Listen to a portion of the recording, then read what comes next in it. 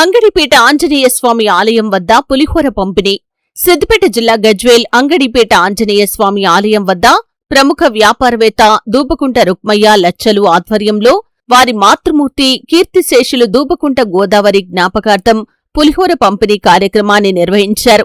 ఈ కార్యక్రమంలో పాల్గొన్న అయ్యప్పస్వామి ఆలయ కమిటీ ప్రధాన కార్యదర్శి ఐత సత్యనారాయణ మాట్లాడుతూ అన్నదానం మహాదానమని, గజ్వేల్లో వివిధ సందర్భాల్లో అన్నదాన కార్యక్రమాలు నిర్వహించడం జరుగుతుందని, అందులో భాగంగా కీర్తిశేషులు దూబకుంట గోదావరి జ్ఞాపకార్థం వారి కుమారులు పులిహోర పంపిణీ చేయటం జరిగిందని, ప్రతి ఒక్కరూ సేవాభావం, దైవభక్తి కలిగి ఉండాలని, దూబకుంట రుక్మయ్య కుటుంబ సభ్యులు వ్యాపారంలో రాణిస్తూ సమాజ సేవలో ముందు వరుసలో ఉంటారని వారిని అభినందించారు.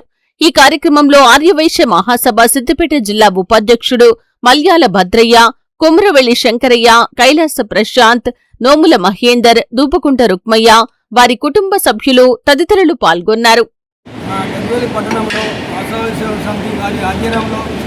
ప్రతి అమాస, ప్రతి మంగళవారం, ప్రతిరోజు నిత్యం ఏదో ఒక రూపకంగా అన్నదానం కానీ పులిహోర పంపిణీ కార్యక్రమం చేస్తున్నాం. అందులో భాగంగా ఈరోజు దూబకుంట గోదావరి 16వ వర్ధంతి సందర్భంగా వారి కుమారుడు దూబకుంట రుక్మయ్య గారు లచ్చల్ వారి ఆధ్వర్యంలో పులిహోర పంపిణీ కార్యక్రమం చేయడం జరిగింది.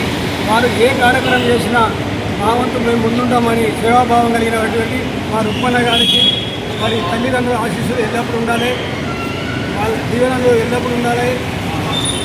మన అంగడిపేట అంజన అయ్యప్ప అయ్యప్ప స్వామి ఒక దీవెనలు ఎల్లవేళ ఆరోగ్య విశేషాలు కలిగి ఉండాలని, ప్రతి సేవా కార్యక్రమంలో నేను ముందుంటామని చెప్పి ఆర్థికంగా సహాయం చేస్తూ అన్ని విధాల ముందుకు వస్తున్నాడు. మా రుక్మన్న కుటుంబ సభ్యులందరికీ అయ్యప్ప స్వామి, అంగడిపేట అంజన స్వామి మరి తల్లిదండ్రుల దీవెనలు ఎల్లప్పుడూ ఉండాలని మనస్ఫూర్తిగా కోరుకుంటున్నాం. జై వాసవి. జై జై వాసవి. ఈరోజు అమావాస్య అన్నపత్రం చేయండి, మంగళవారం చేసేటువంటి పులిహోర పంపిణీ కార్యక్రమం అయిపోయింది. అందులో భాగంగా ఈరోజు ఆంజనేయ స్వామి దేవాలయం వద్ద మా తల్లిగారైన దూబకుంట గోదావరి వాళ్ళ జ్ఞాపకార్థము ఆమె 16వ వర్ధంతి సందర్భంగా ఈరోజు పులిహోర పంపిణీ కార్యక్రమం చేయడానికి మేము నిశ్చయించుకొని ఇక్కడికి వచ్చి పులిహోర పంపిణీ కార్యక్రమం చేస్తున్నాము.